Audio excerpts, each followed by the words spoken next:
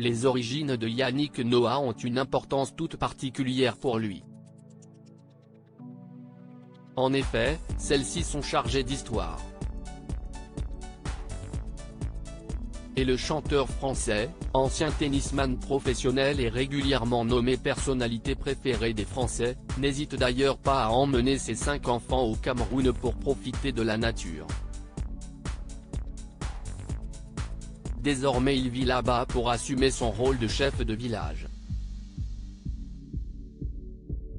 Un statut qu'il a hérité de son grand-père, qui n'est jamais bien loin de lui. Dans l'édition du 16 février 2023 du magazine Gala, l'artiste de 62 ans a ainsi livré une anecdote particulièrement étonnante à ce propos. Tout débute par le récit de l'histoire du titre culte Simon Papatara paru au cours de l'année 2000.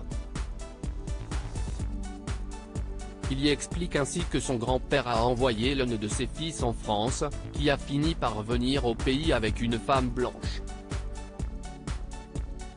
Et enceinte. L'accueil réservé à maman n'a pas été très bon.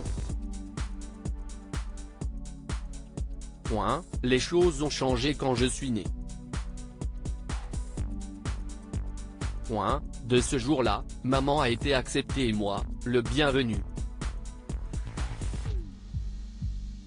Je serai plus tard la réincarnation de mon grand-père, explique Yannick Noah à ce sujet. Un héritage qu'il avait alors pris quelque peu à la légère. Quand on m'a raconté ça,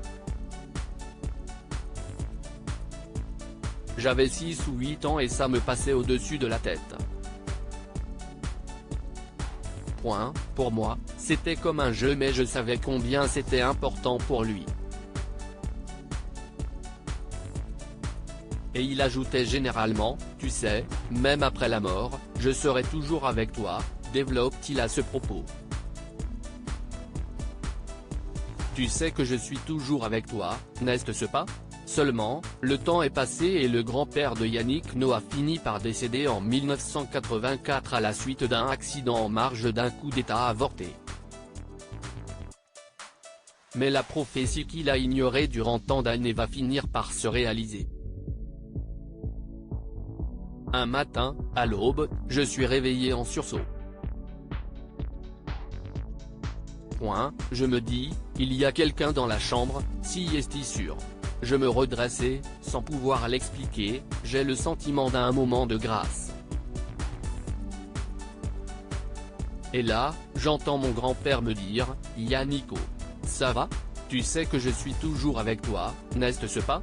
Comme je t'avais dit, continue de t'occuper de la famille, relate l'interprète de Saga Africa.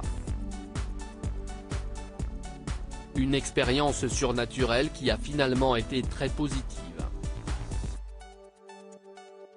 Je crois que ça m'a permis d'être conscient que la reconnaissance, les applaudissements qui comblaient en moi une sorte de manque affectif, un jour, ça s'arrête et ce jour-là, il faut continuer d'avancer, conclut à ce sujet Yannick Noah.